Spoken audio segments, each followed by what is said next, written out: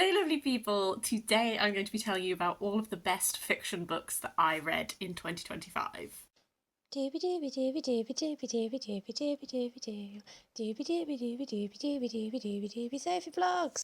Apologies as always, this always comes at you like in February time. I don't understand how people can churn these out before the end of the year.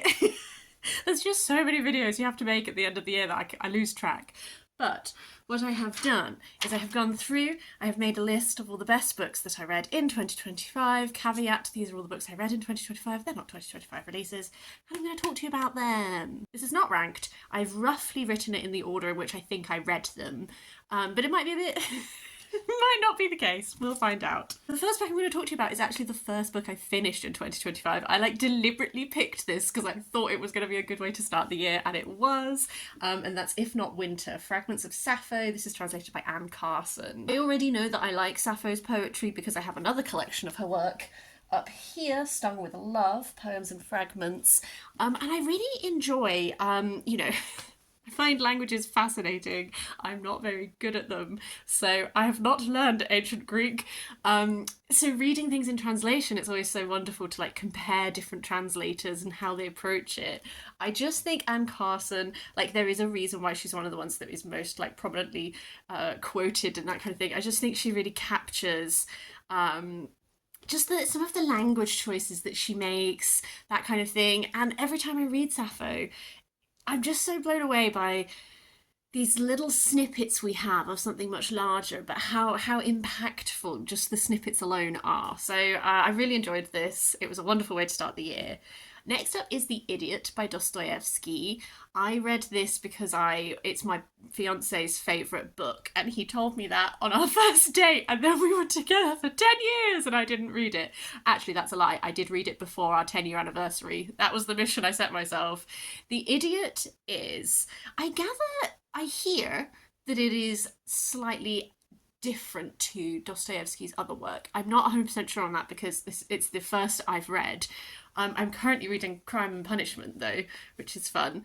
The Idiot follows this guy who he has spent a lot of time outside of Russia because he has been ill, and he's coming back, and he has this, innocence, purity to him, and as the book unfolds, you build up this cast of characters from Russian society, and the loosest thread that is running throughout is this guy is interacting with all these different people, and quite a lot of the time he is mistaken for being an idiot, and it's just because he reacts to things in a way that people don't expect. His interpretation of behavior and how he responds to other people's behavior is different to the rest of society, and you as the reader have an awareness that he's not unintelligent, but there is this aspect of being slightly apart from everyone else.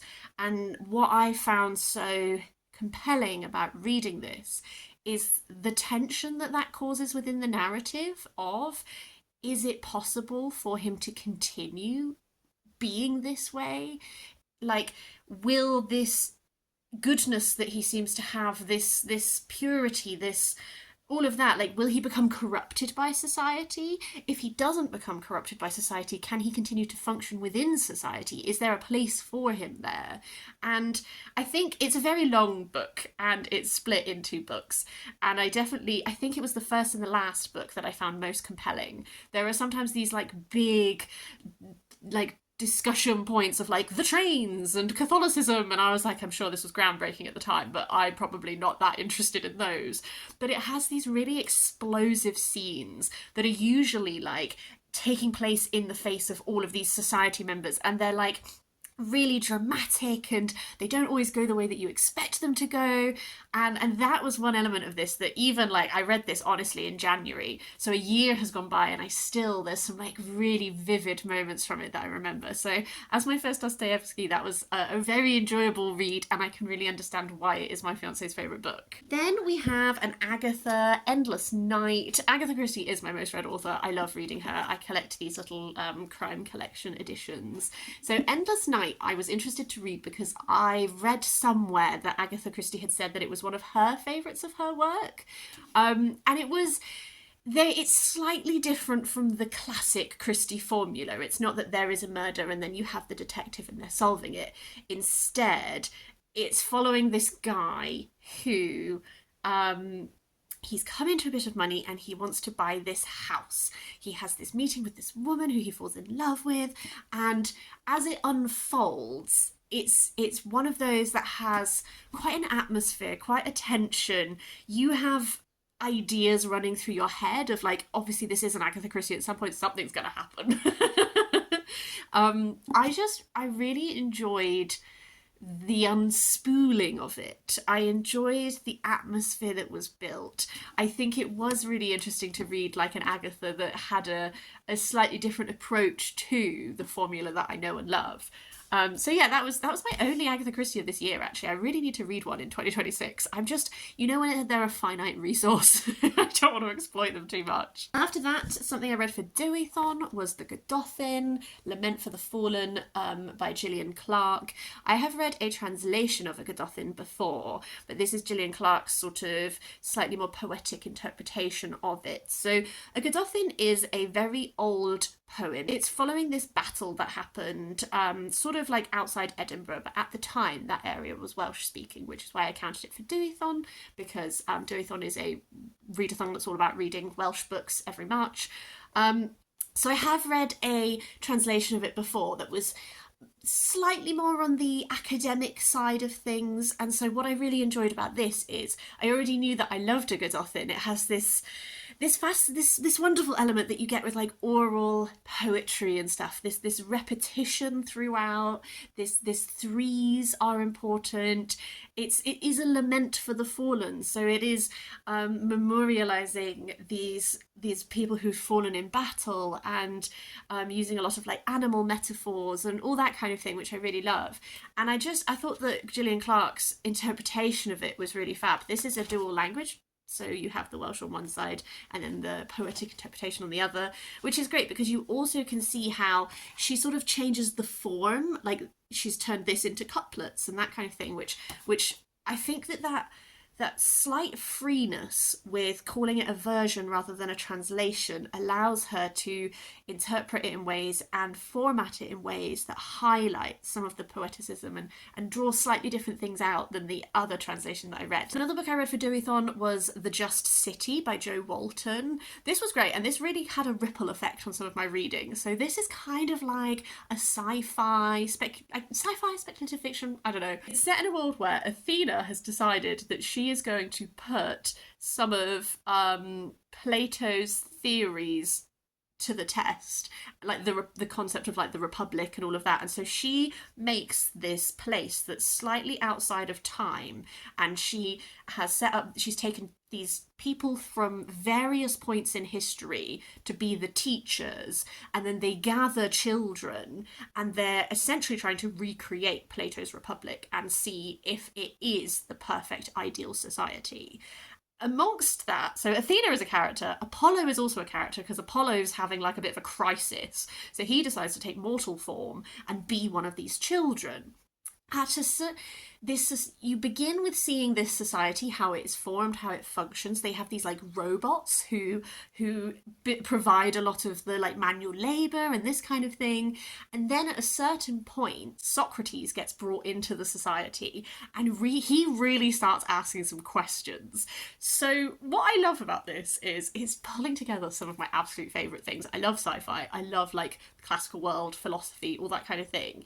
So much of this, particularly like when Socrates comes into the text, is like people having Socratic dialogues. They're having Socratic dialogues about how this society functions and how it came to be, because inevitably something that is written as a thought experiment versus something that is being put into reality that is being run by humans, those are two different things. And you can have very good intentions, but humans are not always very good at actually upholding the standards that they are supposed to. So the lived reality of what this republic is like is very different to this concept. And then equally, the gods are not people who are really that concerned with humans. Like Apollo is really learning how to care about people in this and how to think outside of himself, whereas Athena is just sort of having a fun thought thought experiment and doesn't really care about the individuals involved.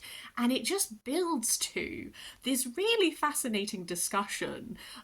It's just, I won't go any further because, like, I'll leave that to you to enjoy, but it was really interesting and it sparked me off. I read, as a result, I read Plato's 4 dialogues on the death of Socrates, and it really got me thinking a lot throughout the year, so loved that one. 2 books which I very much kind of are now linked in my mind for some reason. I read them close together, but I also think there's an overlap in theme.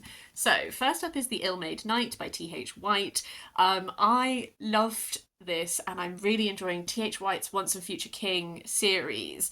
I'm really fascinated by how he approaches the Arthurian mythos. The Ill-Made Knight focuses on Lancelot, and it really, like, Lancelot in this is very ugly, and he is the best of knights, but he's very ugly, he's very, he has this upbringing where he is very much, like, aside.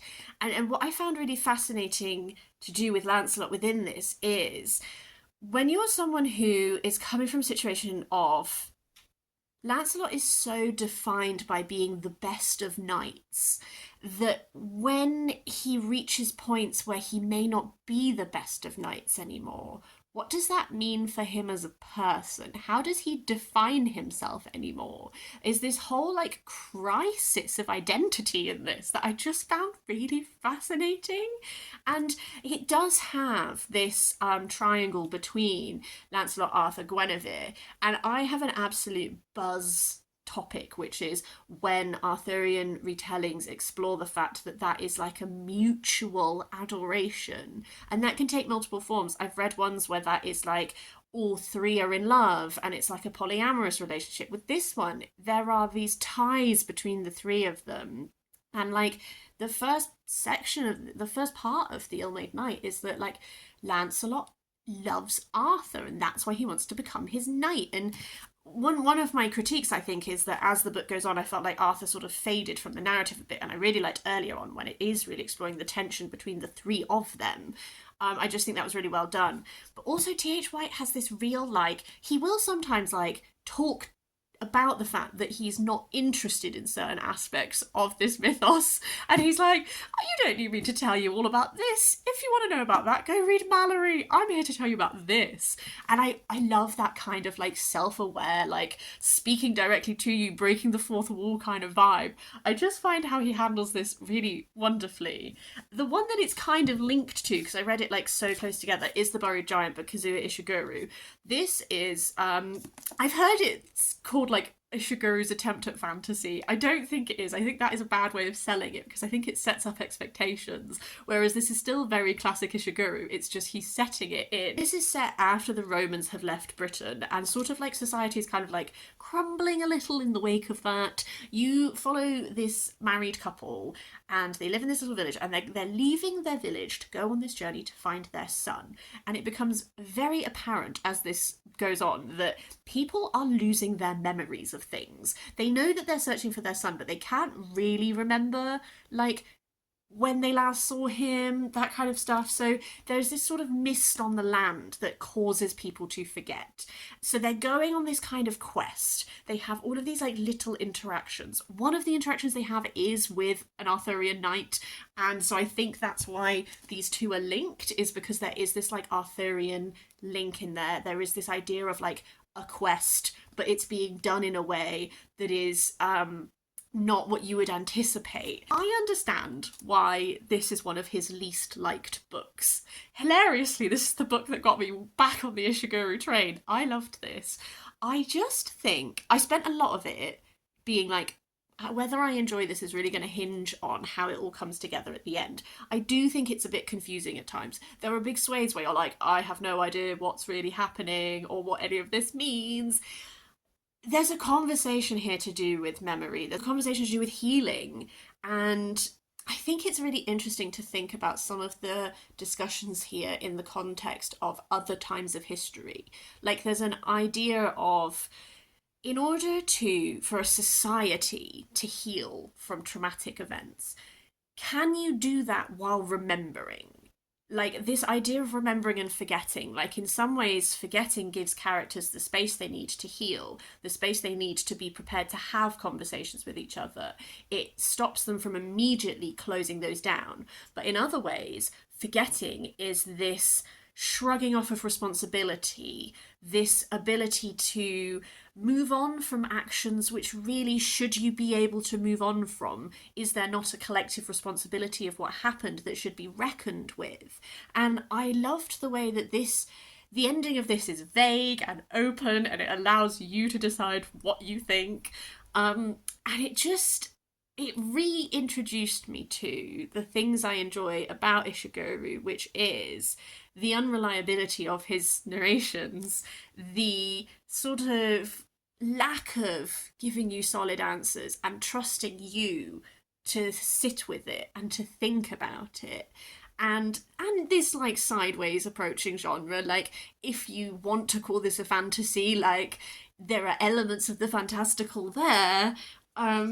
I don't know, it really sparked something in me that I've been enjoying exploring. After that, I want to talk about the other Bennet sister. What is the Janet? Janet? I cannot remember her last name. It will be down below. I'm so sorry. I just wrote the titles down, but some of these I read on ebook, so I don't remember. I loved the other Bennet sister. I read it because I was working on a Regency project at work. This imagines like what Mary Bennet's experience would have been like. So the first part overlaps with some of the narrative of Pride and Prejudice, and then it goes beyond the end of Pride and Prejudice, and it explores like Mary's role and Mary's position within the family. And first of all, I just felt like Mary Bennet was so relatable as like, you know, someone on the quieter side who likes to read and who was not always very confident growing up. I feel like if you overlap with those experiences, there's such a heartbreak to some parts of this, and to particularly when you see her really try to connect, and how both Mr. Bennet and Mrs. Bennet in this, you kind of get to see their flaws as parents, and it's interesting. I see so much Pride and Prejudice discourse online about like, are either of them good parents, that kind of thing. And I think that this shows how they might have been good parents to certain of their children, but to Mary, like neither one of them is being particularly kind or particularly like valuing her as a person. And I think what I liked the most about this, that's really stayed with me, is this discussion of how do you choose a match? I think Regency was this interesting time where status meant a lot in society, and you absolutely had to try and make the best match possible and all that sort of thing. But we were beginning to accept the idea of love matches and of trying to find someone that you feel compatible with and that kind of thing. And there's a really interesting, I feel, exploration of that within this text when as it goes on and you see the different options available to Mary at various points. I really enjoyed that aspect of it. I really enjoyed some of the conversations it was having in regards to Pride and Prejudice, like characters like Charlotte and that kind of thing, getting a bit of space and exploring what their future might have been like. I just really enjoyed it. I had a great time. A tiny short story that I've already talked about in my 2025 wrap-up, so I won't waffle too much, is The Machine Stops by E.M. Forster. You can read this for free online because it's in the public domain. It's a very short sort of E.M. Forster doing like a sci-fi short story, and it's this vision of the future where the surface of the earth is too hot for humans to survive, so everyone lives underground, and there's a machine that like provides everything they need, and you're following this woman who is travelling across the world to go visit her son because he has something important to tell her and he will only tell her in person. It is one of those texts that is like so prescient, and you just read it and you're like, a man in the Victorian era wrote this? It's great. Next up is Passing by Nella Larson. I kind of picked this up because of Jen Campbell, actually, because she's talked so highly about it, and also because I did read Brit Bennett's book that is inspired by this, and so it was interesting to read that one first and then read this one and then think about the way that like Brit Bennett interpreted it. So we're following these childhood hens? We're following childhood friends Claire and Irene, who are both light-skinned, and one of them ends up passing as white and one of them doesn't, and then they meet later in life. And there's this, I think what I found really fascinating about this is that there's this real tension throughout that builds, because there's like a push and pull between both of the women where there's a fascination there. They're drawn to each other, even as they also like have this friction of the ways that they don't agree with each other. And the culmination, like, I just feel like it built really well. It's like such a short book, but I found like it was really impactful. Then we have Funny Boy by Shyam Selvadurai. This is set in 1970s Sri Lanka. We're following RG. His family is Tamil, and it is a novel. It's almost like connected short stories in that like every section is a different point in his life, and you get to see these snapshots of him as it's partly focusing on what it is like for him, the growing awareness that he's gay and what it is, how different people react to that, and some of the burgeoning relationships he has and that kind of thing, but also exploring the tensions within Sri Lanka. And there's some very vivid scenes of the danger his family is in for being Tamil and how they navigate that. It felt so sucked in, like RG feels so clearly painted, and he has a lot of important relationships with women in his life, and I loved those relationships. I loved those, like, the family members that really get him, but equally there's some extremely tense and emotive, like dangerous moments in this.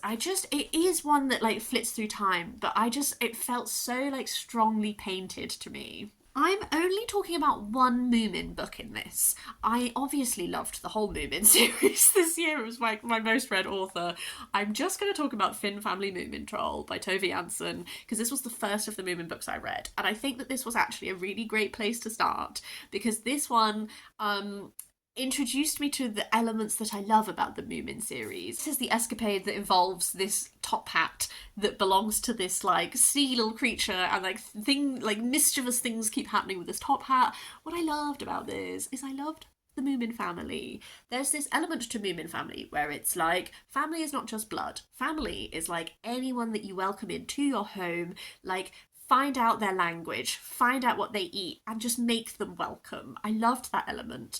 There is an adorable, like, it's also the bonds between characters. Like, Moomintroll at one point gets transformed and no one recognises him, and he feels so sad.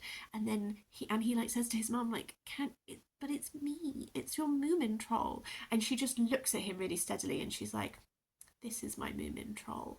And just that element of like just knowing someone, that they can look completely different but you know them so well that you know it's them, really got me. Loved it. In historical fiction, we have The Last of the Wine by Mary Renault. Mary Renault is a master of historical fiction set in classical Greece. She's just wonderful. This kind of relates to The Just City by Jo Walton in that it is a continuation of some of the reading I was doing as a result of that book, because this one we are following Alexius, who is a pupil of Socrates. So Socrates is a character in this, and there is some exploration of Socrates' teaching and that kind of thing, but also it's a real look at this time in Greek history, Athens going to the failed invasion of Syracuse, the tensions with Sparta, then like the civil war within Athens about, you know, there are very different ways of ruling. I don't want to spoil history, so I'm trying to be a bit vague. So all of that like historical detail is wonderful. And then at its heart is the relationship between Alexius and Lysis. And oh god, their relationship, like, it was first published in 1956, and Mary Renault manages to like I think she manages to initially get away with talking about a gay relationship because she's utilising this historic time period where we know that that thing existed, but she also writes things so cleverly. There are certain passages where you read them on the surface and they seem completely innocent, and then you think about what she has just told you and you realise that she's really portraying the intimacy of this relationship. I just think she did that so well. I I'm kind of also rationing my Mary Renault a little bit. So this was the only one I read this year, but I do want to read another one next year because this just reminded me of how good she is at like historical detail, the vividness, the relationships, like all of that is just wonderful. A book that was recommended to me by Sarah, who I will link down below, she's great. I was going to be like, she's great for non-fiction. This was a fiction rec. Is Perilous Times. I also didn't write down the author for this one. I'm so sorry. Thomas something. It's in the description below. Perilous Times is an Arthurian retelling. It's taking the idea that King Arthur and the Arthurian knights are like sleeping and they're ready to come back whenever like Britain needs them the most. Except for in this time when Britain needs them the most, it's because there's like climate chaos and there are corporations who are trying to exploit the climate crisis and activist groups who are trying to like fight back against that and all this kind of thing. This was so much fun. You are following Kay, who is Arthur's brother, and he's like brought back, and there's this element of like, they've been brought back so many times. They are so tired. And they like he doesn't really know why he's there. He just like runs towards trouble and tries to do something. Because they've been brought back so many times, there's not just the relationships as they were in Arthurian times. There's all of these like new developments from like when these guys fought together in the Second World War and that actually they clashed about this thing. So now these guys don't like each other. And it's like this history, there's such deep history between them. And I thought this was so much fun. Like, it managed to do humour, but have enough seriousness and heart at it that I just had a cracking time. There's dragons. Oh, it's great. Another book I got out from the library was Bliss Montage by Ling. I have been so tempted by this book for so long just because I bloody love the Satsumas on the cover, and it was fantastic. It's a series of short stories. The imagery, so vivid. There's quite a surreal aspect to a lot of the stories. They're painted so well. There's a few stories which I think they will just stay with me forever as being unlike anything I've read. And it's got like a lot of, I will give a trigger warning, one of the stories is really diving into domestic abuse, so like very much be aware of that before you read. But it takes these very strange, surreal concepts to explore like a lot of very human things. Another short story collection actually is Spirits Abroad by Zen Cho. I love Zen Cho, I just think she's great. I will read everything that she writes because she's one of those people who I just think has such wonderful ideas. The thread tying all of these short stories together is that they are in some way to do with spirits or mythical creatures. This is one that has like such a breadth explored in it again. I think Zen Cho is so readable. I think the two stories I remember most from this, one of them is about a teenage vampire who's like really trying to get a boyfriend, but her aunties are just like meddling in everything. And then there's another one which is about Chang'e, who is the moon goddess, but like going into space and like all this kind of thing. This is another one that just has such cool ideas. It's drawing on a lot of really interesting mythology. It was just great. I have put a second Kazuo Ishiguro on this list. This is When We Were Orphans. This is sort of, I guess, this is kind of like a Kazuo Ishiguro doing a detective genre, but like, not really. It's set in England in the 1930s. Christopher was brought up in Shanghai. He is now this immensely famous detective, but the one mystery he's never solved is like what happened to his parents who disappeared when he was a child. Except like that's not really what this book is about.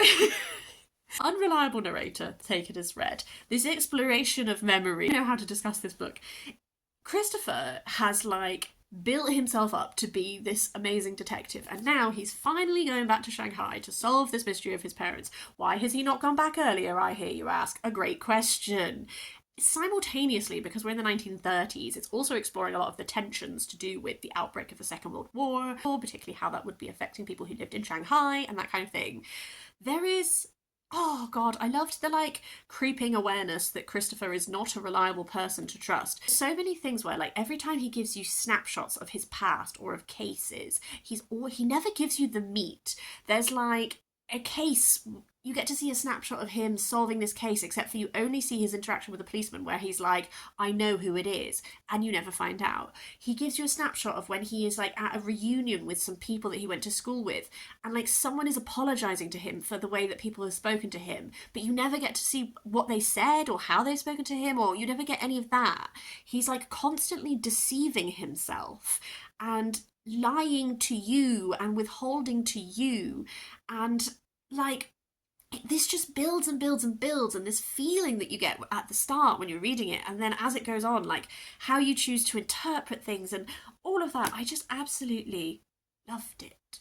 Another book I adored and talked about quite recently in my December wrap-up is Brotherless Night by V.V. Ganeshananthan. This is set during the Sri Lankan Civil War. We're following 16-year-old Sashi, who wants to be a doctor. She has 4 brothers, and as the Civil War starts to unspool, you see the way that it completely fractures her family. Different brothers end up going into different directions. There's another person who she has sort of like romantic tension with, who becomes very involved with the Tamil Tigers. Things I loved about this. This has such a nuanced look at that time. No, nothing is completely right or wrong. There are elements, there's this building tension as things that begin quite idealistically become warped. I also really liked the narrative technique in this of she's an older woman reflecting, she's looking back, and then she has these interludes where she like talks straight at you, and it's like reminding you that if you were her, what would you have done? There are no easy decisions. How do you make decisions while trying to retain the core of your morals? Can you even do that? Will people let you do that? And then there's also an element of this that is like bearing witness to, and that is almost accepting like, okay, maybe I can't make that impact, make that change, but I can witness it, and I can make sure that it's not forgotten, and that there is a reckoning with this information. I just thought it was so well done. I read because of seeing Wake Up Dead Man. No, actually, that's a lie. I started this book and then I went to see Wake Up Dead Man, and I got quite stressed in the cinema. The Hollow Man by Dickson Carr was quite influential on that film, and they reference it a few times. And I was like, don't spoil the mystery for me. They didn't. This is a 1930s murder mystery. It's a classic locked room murder mystery. This guy is shot. The murderer will have had to walk through the house, which had other people in, shot him, and then seemingly disappeared. Elsewhere, there is another murder where someone is shot in the street, it's snowing, witnesses see him die, but they do not see a shooter. And Dr. Gideon Fell is trying to solve both of these mysteries. I understand why this is a classic of the genre. I think it is like a really interesting locked room murder mystery, and there is this moment in it that gets very like metatextual where Gideon Fell is like, but we're in a murder mystery, and he like lists off all of the possible ways that a locked room murder mystery could be solved. And it's such a cracking monologue. It was brilliant. But also the actual puzzle of this mystery, I just really enjoyed. I would be very interested in reading more of Dr. Gideon Fell mysteries. If you have read these, do let me know if there's a good place to go next. I would like to know. I only read one Pratchett last year, but I loved it. The Fifth Elephant is it's a City Watch book in the Discworld series, following Sam Vimes, except for this time, instead of in his role as a head of the City Watch, he is in his role as the husband of Sybil, and is therefore a diplomat, and he's going to Uberwald, where there is a crowning of a new dwarf king. There's a lot of factions there. There's a vampire faction, there's a werewolf faction, there is the dwarfs, and this is the type of Pratchett that I love, where there's a really good plot, and the plot is kind of like a mystery plot. Like, there's been a crime in Ankh-Morpork, there's crimes in Uberwald, they're trying to they think they're linked, they're trying to figure out how, but there's also so much discussion. There's discussion on gender, because one of the members of the City Watch, Sherry, is a dwarf who uses she/her pronouns, and that's not really something that dwarven society is very accepting of. There's a whole discussion of justice and that kind of thing, and there's always these discussions of perception, and I love how Pratchett uses how people perceive things, how things come across, plays with that, and I just find that so enjoyable. In December, I also read Monkey Beach by Eden Robinson. This really sucked me in. It focuses on this First Nations community in Canada. Well, the blurb is Lisa Marie, her brother goes missing, and they're trying to solve why he's missing. That is a thread that runs throughout, but it is, most of the book is sort of flashing back to various points in Lisa Marie's life. So you have this thread of her trying to get back home, to be with her family, to find her brother, and to figure out what has happened, absolutely. But you're flashing back into her past. She's had quite a troubled life in various aspects, but she's also, she's got such a defined self. She's quite a rebellious person in some ways. She's happy to forge her own path.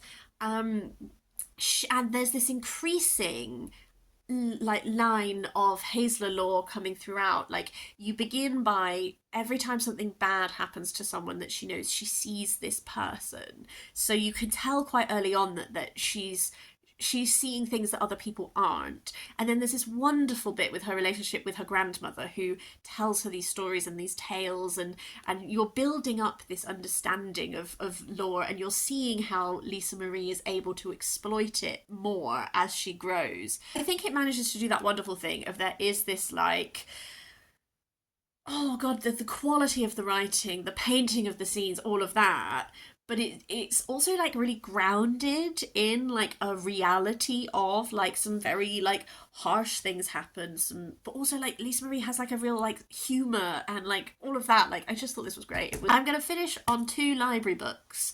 The Book of Records by Madeleine Tien. I love Do Not Say We Have Nothing. Wonderful book. The Book of Records, it didn't wholly work for me, but the time has passed. I actually think it was great. Following this child and her father who have gone to this place called the Sea, and clearly this is a time where people are migrating a lot, and the Sea is sort of like this in-between holding place, and people don't normally spend a huge amount of time there, but they do, because her father is ill. While she is there, they have these three neighbours, and the three neighbours are also, it becomes very apparent, they're the people who she has these three books of great voyagers, and these three neighbours are the people in the book. So those three people are, there's the Chinese poet Du Fu, there's Spinoza, and there's Hannah Arendt. You get her story, and then these people who are her neighbours are like, your book's not telling these people's stories right. This is what the stories are like. So you get their story, their lives interwoven, and there's this like thread running throughout of record keeping and memory, and how can you rely on these things. Like, people say to her all the time, like, if I tell you this, will you remember it? And she's like, I remember everything. And this book is like her preserving that. And then the second part is you find out more about her family's backstory and how they came, like what happened, how they came to be here. And then the third part is sort of like bringing it all together. I guess how I feel about this book is that it didn't give me the most satisfying ending, but as time has gone on, I've really, learning about those three figures' lives was fascinating. I've gone away and I've listened to podcasts about them as well to like see how much of it was real, and it actually, like, yes, felt that was very strongly done.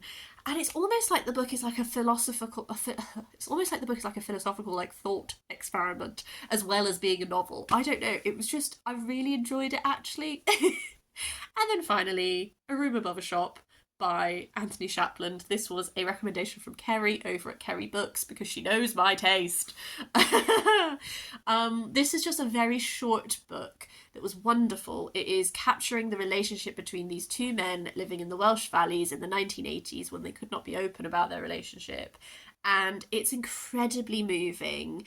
It read almost like a long poem because it's snapshots. You only meet these men by their initials. You never know their full name. You get glimpses of their backstories that come through in moments of tenderness that are undercut by memories of ways that they've been told that what they're doing is wrong and all that kind of thing. Like, you get these flashes and glimmers of their past and these snapshots of their present. And it's just, I just felt it was just so beautifully done. I absolutely loved it. So yes, this has probably been a really long video, I'm so sorry, but I don't like to cut short the best books of the year because I feel like it's wonderful to celebrate all of these incredible books.